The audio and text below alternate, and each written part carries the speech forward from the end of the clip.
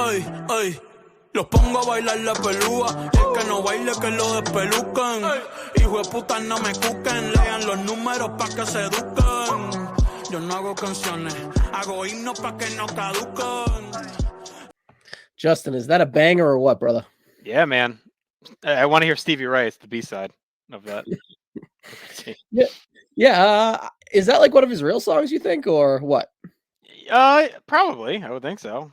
I don't know. I'm not I'm a big Bunny fan within the construct of World Wrestling Entertainment, but I can't say I'm like really up on his music or seen him live or anything like that. But I do know he's a big deal. I'm not one of those doubters out there on the internet that are like, I never heard of him. I've definitely heard of him, and I know it's a big get for WWE. I felt that way a couple of years ago when he was at Mania in Tampa, and I feel the same now. I have a quick confession. I thought, the Mets closer with the trumpets. You thought that was him? I thought that was Bad Bunny. You thought the closer was, or the guy who does the song? The song. I thought that was a Bad Bunny song. Oh, okay. Yeah, I don't know. All I do know is I have a close friend who's Dominican, and like he had reached out to me when like Bad Bunny was first on, like heading into Mania 38. It was like a huge deal. He's like, Bad Bunny, I saw he's at WrestleMania, and he kind of like his son's kind of into it, but not really.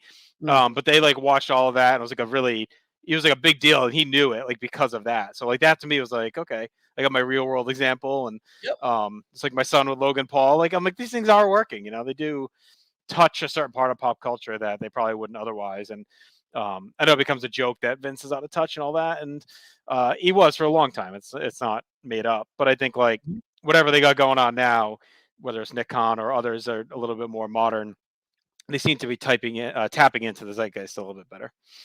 Yeah, actually, Bunny reached out to them initially and said he made the Booker T song. Yeah. He made the Booker T song and said, I'm a big fan of the WWE, and they just started talking. He's like, I want to wrestle. They're like, yeah, sure, buddy, sure. Right. Come perform with the Royal Rumble in this empty arena, and we'll make it work. And he's like, no, I want to wrestle. And then they just threw him in the PC, and he just got here. So well, and I mean, his performance at Mania 38 was awesome. I've talked about that card ad nauseum and what it meant to me personally, but that was that tag was great, and he was great in it. I think he immediately made himself one of the best celebrity performers ever when it comes to in-ring. He's up there with Floyd Mayweather and probably Logan Paul now, I guess, unless you consider him a wrestler at this point, which is possible. I'm not getting into celebrity wrestler debate, but yes, it's he top 3, I guess, probably in-ring performer. Yeah, and just the connection, you could just feel that he's genuinely happy to be there and he cares. Yeah, and he gets it. Well, he wouldn't be back again if he. I mean, like it would have been all right. I kind of get the bug out, and I'm gonna move on. The fact that he's coming back again, is pretty good. He squeezed it in between world tours. He did the Rumble last year, and then he was at WrestleMania, and then he's the San Juan Puerto Rico Backlash. So yeah, so I mean, at this point, I would say he's like part of the company, he's part of the universe. He's transitioned almost to like a part-time, still celebrity, but like a part-time part of the company. That when he comes in, it's not like, he's almost like I compare it to like Dennis Rodman. He's like he's a celebrity, he's an athlete, whatever, but like he's tangentially involved in the company, like Kevin Green or whatever, Mr. T back in the day, like guys that like are outside the company but are really kind of part of it, versus like a Mayweather or a LT who kind of came in for like that one shot, or even like a Tyson that came in one time. Like Bad Bunny to me is now like part of the culture. Like I always saw Rodman and Kevin Green that way too. Like even though they weren't always on, when they showed up, I was like, oh, it's just time for them to be on the show for a while. So I think that's what's gonna be Bad Bunny for a while. He's just gonna once a year, every other year, whatever, he's gonna pop up and be in a storyline and have a big match. Yeah. So originally it was supposed to be him and Mysterio versus Miz and Morrison at 37. I believe that came out on Graves's podcast when Priest was on it, that I think Triple H went to bat for Priest and said, we can rely on him. He's just getting the call up. He debuted at the Rumble on the main roster. He's Puerto Rican. Bad Bunny likes him. He's been training with him at the PC. We can trust him. So, full circle, that's pretty cool that here we are with Bad Bunny versus Priest. Well, the story has to make sense. I mean, it's a sheer odyssey with these guys. They were friends. I know Priest trained them. They worked together at Mania. And now here we are 2 years later. Priest on the other side of the coin with Judgment Day. He's become a real asshole within the construct of the stories. And, Bunny's here to take him out. And I think it makes sense to have these two guys fight. I mean, this is one of those things that's been kind of rumored as soon as they announced like Backlash in Puerto Rico, like you knew the rumor started already that he would be involved in the show. I think for a while it seemed like he made his be like in Ray's corner or something in this show, against Dominic or maybe a tag or something like that. But it's pretty cool they ended up just going one-on-one. All right, Damian Priest and Bad Bunny were partners at WrestleMania 37 against Miz and Morrison. The friendship was presented as Bad Bunny was ringside on the night after WrestleMania edition of Raw.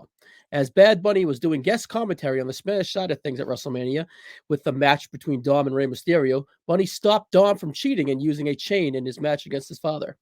So Dom confronted Bunny on the Raw. Bunny ended up punching Dom to the ground. Priest warned Bunny he doesn't want to get involved with the Judgment Day and that he puts their friendships aside. Priest lived up to his warning and attacked Bunny, leaving him laying with an awesome-looking chokeslam through a table. Bunny sold it, and it was great. Bad Bunny was advertised for the April 24th Monday Night Raw in Chicago. Bunny would return in the Rey Mysterio versus Damian Priest match. As Priest was about to send Rey through the table, as he did Bunny was back with a kendo stick in hand. Bunny looked great whacking the shit out of Priest, sending him to the hills. Bunny tells him that he's not hosting Backlash anymore, that he is fighting him in a San Juan street fight. Justin, how much are you anticipating the San Juan street fight? I mean, I think it's probably, I was going to say here and say it's probably the most hyped match of the card, one of the match I'm most excited about. The card's actually pretty sneaky set up well. Like Cody Brock has a lot of intrigue around it, both who's going to win and how that match will go.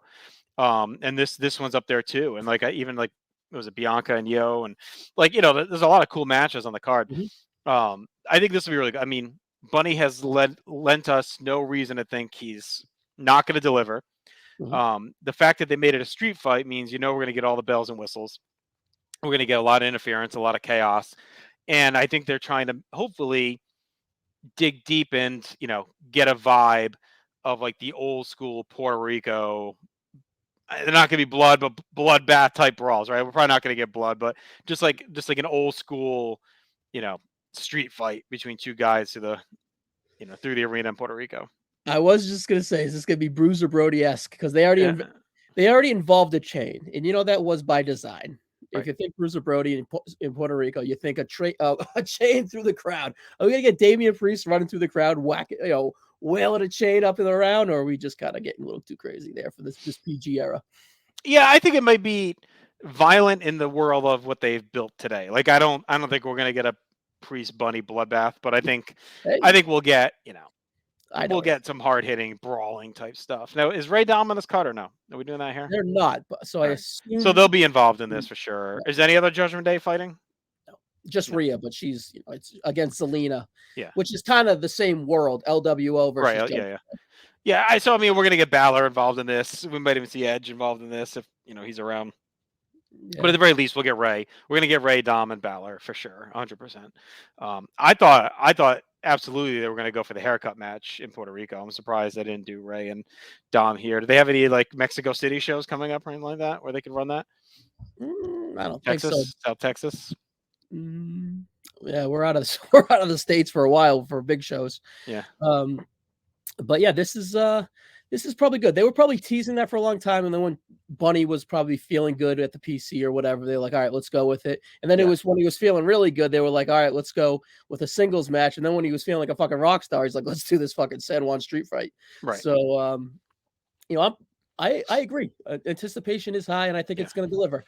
Where do you see this on the card? Any chance? Semi-main. Okay. So I would have said main, but Cody Brock is too big. I mean, unless they go crazy and open with Cody Brock, like I wouldn't take that off the table. Like Brock has been used before to open the show with like a crazy bump fest. But in my previous preview, which was Cody and Brock, I said that it perhaps could be a 2-match feud, and we could get like maybe a schmage or a Brock win. And if you're going to go home, if Brock winning is your back-to-back pay-per-views where you go home with sad Cody. So perhaps they open and this is the happy ending that everyone wants. I think this match is going to absolutely deliver. Priest is ready. These guys have chemistry already. And I think they're going to set it up to have the structure for it to be a home run. So I wouldn't rule it out, but I would agree with you. 6 from the top, semi-main, whatever. Yeah, I say semi or main. I don't see it anywhere else on the card. Like, They're not going to stick it randomly third or anything like that. I don't think, just because of the reaction. Like, Buddy's going to get everything. Like, it's, poor man's Hogan Rock. Like with the home crowd, like it's going to be probably super heated. So I think you gotta run it toward the end, or it's your risk. If you put it second or third, like you risk killing matches after it. So I think they got to probably put it, Brock and Cody, I think would keep the crowd. So I think you either put it right before that, or like you said, you open with Brock and Cody and you close with this. I mean, possible. Depends what kind of finish you're going to do that. And you forget that Priest is also a Puerto Rican too. So yeah, exactly. Yes. So I mean, two hometown guys, like home country guys, I should say. So, the crowd's going to be invested.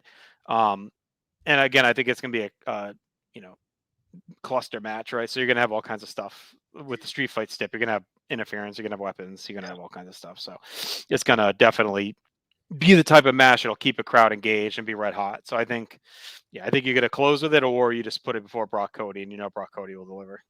So I would go 80% Brock Cody, 20% this. Yeah. All right, Justin, who's winning? Oh, Bunny. For sure. Yeah. I mean, Priest can take the loss. Like, I go 99%, buddy. Yep.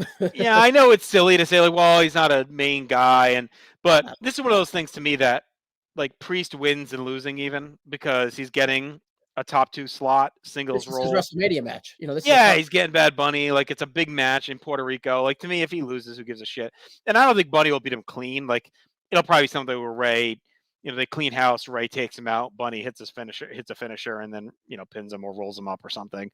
And maybe even they beat him up after and get the heat or something, but probably not. So yeah, I think Bunny wins. I'd be surprised if Priest pins him. All right. I like Priest. I just don't think he's high enough up the card for them. I think they view Bad Bunny bigger than to take a loss to Priest. And everyone gets a fresh coat of paint right at the draft. So at the end of the day, the draft starts the next day. If they're on Raw or SmackDown, they're getting a fresh start. So this match doesn't really. I mean, this loss wouldn't really matter. Yeah, but that's it, Justin. Modern day Justin. Here we go, giving us what we want on modern day wrestling. I don't know for current WWE insights. I am looking forward to the show. I am probably gonna be watching on a delay because we have a party. It's a kids party, but it's a family that like parties long into the night. Hardcore Brazilian meat fest. So it's gonna be all kind of smoked meats and everything else. And they have homemade beer, homemade wine. So it's gonna be like one of those parties where it's down the street. So we're gonna be there probably late. But I'm hoping to throw this on, not too late, long after I get home, at least catch the big stuff. I like the Saturday pay-per-views, but it's definitely weekends like this where it hurts. Like Sunday, I got nothing going on. Like I could have definitely sat and watched the whole show. But I do like the concept of Saturdays, but it's just going to run into stuff like this for me where I know I'm not going to be able to watch it live. Everyone has their Peacock subscription. You can just hit rewind and pick it up wherever. It's very convenient. All right, Justin. Hey, anything to plug on the network, buddy? Everything. Just subscribe. Hit the subscribe button right here on YouTube that you're watching. Be sure to check out all these previews, Ryan. You're delivering every single night leading up to the show. We do this. Hopefully, maybe it's a trend now for all the big shows. You did it for Mania, which was insane workload, but you did it. Yeah, Mania was insane. This is like not even like a quarter of the work. Third. I would say it's like a third of it. No, we get a lot of cool stuff though. I mean, we have long form shows. We have like quick hit lists and games and stuff that we deliver. So just spread the word. If you like the stuff, to share it around. Like, that's what we really ask for. Or leave a comment, just like it. Like anything like that just helps us with the metrics. So anything you can do to add to the vibe is much appreciated. Cool. All right, Justin. We'll catch you on the next one. Thanks, buddy. All right. Talk to you later. Ustedes pagando pa' irse virales, yo pegando temas sin hacerle promo. La gente se pregunta cómo, desde chamaquito sabes cómo somos, nunca pido thank you.